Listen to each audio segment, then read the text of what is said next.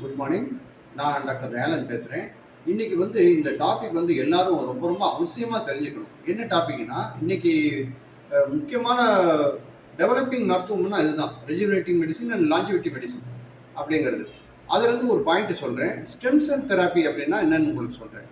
Stem cell தெராப்பின்னா, இப்போ stem செல்லுங்கிறது ஒரு தண்டு மாதிரி. நீங்கள் முருங்கை மரத்தில் தண்டை மட்டும் நீங்கள் வச்சிங்கன்னா வேரும் இலை வந்துடும். அது மாதிரி ஒரு 1,00,000 செல்லில் 3% செல்லு நம்முடைய போன் மேரோவிலேருந்து, எலும்பு மஞ்சையிலேருந்து பெரிஃபெரல் ரத்தத்துக்கு, வெளி ரத்தத்துக்கு, புது சர்க்குலேஷனுக்கு வரும். அது என்ன ஆகும்னா, இப்போ காயம் பட்டாலோ மற்ற ஏதாவது இது பண்ணாலும் அந்த ஸ்டெம் செல் போய் அந்த இடத்துல உட்காந்து அந்த செல்லாக மாறிடும். இப்போ அதே கான்சன்ட்ரேஷனை அதே கான்செப்டை கண்டுபிடிச்சி இப்போ என்ன பண்ணுறாங்கன்னா, ஸ்டெம் செல்ஸை ஒரு பேஷண்ட்டுக்கிட்டேருந்து பிளட் டொனேஷன் வாங்குற மாதிரி ஸ்டெம் செல்லை பிரிக்கிறது. அதாவது அதை கான்சென்ட்ரேட் பண்ணுறது, வளர்க்குறது.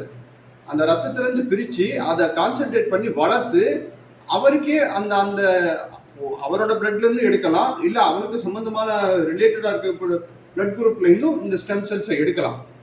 அப்படி எடுத்த அந்த ஸ்டெம் செல்ஸ் இப்போ நீங்கள் கணையத்தில் இன்ஜெக்ட் பண்ணுறீங்கன்னு வச்சுக்கிறீங்களேன், அது பீட்டா செல்ஸாக மாறிடும். அப்போது இன்சுலின் சுரக்கிற பீட்டா செல்ஸாக மாறிடும்.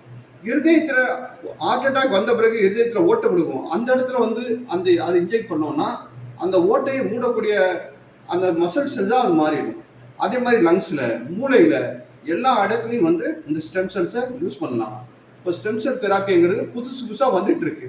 அதே மாதிரி கேன்சர் மாதிரியான இடத்துல ஒருத்தருக்கு ரத்த கேன்சர் இருக்குன்னா அவங்க பிளட் முழுக்க எடுத்துட்டு ஸ்டெம் செல்ஸை வெளியிலேருந்து நம்ம பெருக வச்சு அதை கொடுக்கும்போது அந்த கேன்சர் ரீப்ளேஸ் ஆகிறதுக்கு வழி இருக்கு.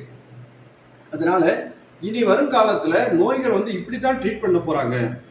அதே மாதிரி லாஞ்சிவிட்டி மெடிசன்னா ரொம்ப நாள் ஆரோக்கியமாக மனநலம் உடல் நலத்தோடு வாழ்றது எப்படி அப்படிங்கிறது தான் இன்னைக்கு லேட்டஸ்ட் கான்செப்ட். அதை தான் இப்போ பல பேப்பர்களை படித்து முக்கியமான சில டாக்டர்கள் தான் இதை உணவு முறையில் இப்போ பேசிகிட்டு இருக்கோம்.